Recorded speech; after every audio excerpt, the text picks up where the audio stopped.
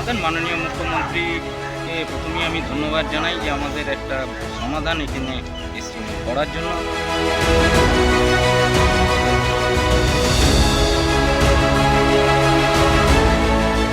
আমাদের মাননীয় মুখ্যমন্ত্রীর অত্যন্ত সাড়া জাগানো একটা প্রকল্প, যাতে মানুষ ভীষণভাবে খুশি।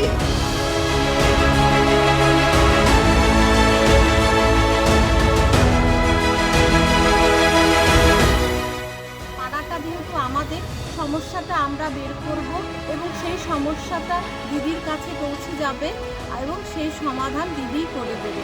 দিদি মাথার উপর আছে বলেই আজকে আমরা এই সুযোগ সুবিধা পাচ্ছি।